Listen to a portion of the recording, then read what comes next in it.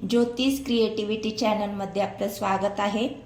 आज आपण पाहणार आहोत पारंपरिक अशा 3 वेगवेगळ्या पद्धतीच्या चटण्या, शेंगदाणा चटणी, कारळ चटणी आणि जवस चटणी।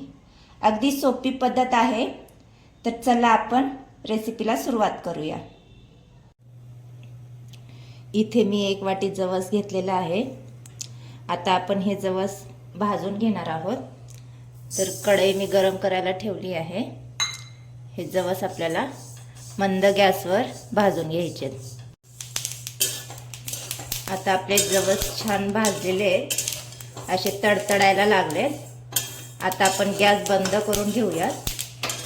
साधारण 5 मिनिटं लागले मला मीडियम गॅसवर जवस भाजून घ्यायला। आता एक प्लेटमध्ये आपण ह्याला काढून घेऊ, थंड करून घेऊया। ह्याला आपल्याला पूर्णपणे थंड करून घ्यायचे। आता हे आपले जवस आपण मिक्सरच्या भांड्यामध्ये काढून घेऊया। यामध्ये साधारण 10 ते 12 मी लसणाच्या पाकळ्या घातलेल्या आहेत। चवीनुसार मीठ घालून घ्यायचे, तिखट घालून घ्यायचे।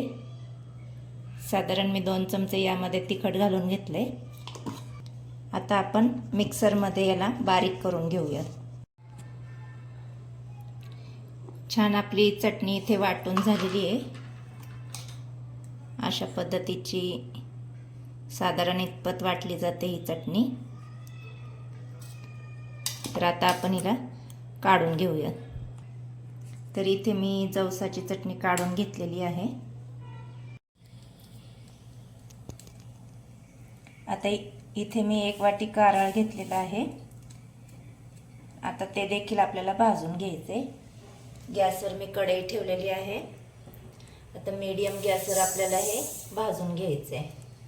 गॅस मीडियमच ठेवायचा आहे, नाहीतर फास्ट केला की कारळ करपून जाण्याची शक्यता आहे।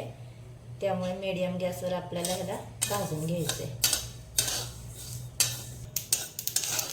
कारळ आपले छान तडतडायला लागले।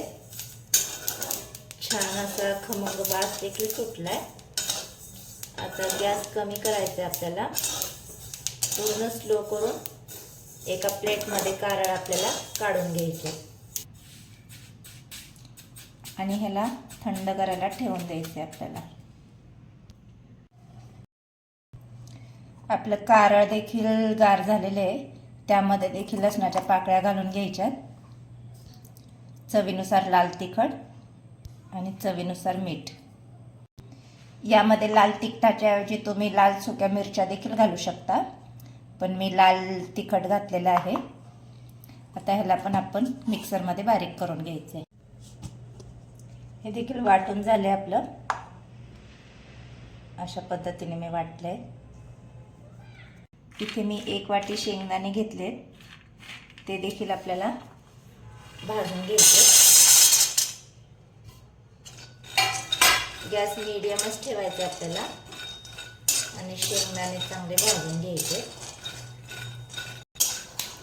शेंगदाणे सुद्धा छान आपले भाजलेले आहेत। आता आपण गॅस बंद करून एका प्लेटमध्ये शेंगदाणे काढून घेऊया।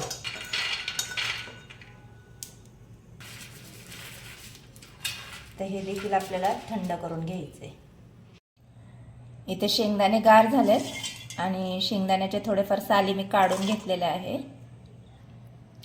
आता त्यामध्ये थोडंसं 7-8 लसणाच्या पाकळ्या मी घातलेल्या आहेत। 1 चमचा लाल तिखट, चवीनुसार मीठ आणि थोडंसं तेल। आता ह्याला आपण मिक्सरमध्ये वाटून घेऊया। मिक्सरमध्ये वाटताना मिक्सर बंद चालू अशा मोडमध्ये वाटायचे आपल्याला। आपली चटणी वाटून झाली आहे। थोडीशी अशी दाणेदारच वाटायची आपल्याला। तर अशा पद्धतीची मी चटणी वाटून घेतली आहे। तर ही चटणी आपल्याला काढून घ्यायची आहे।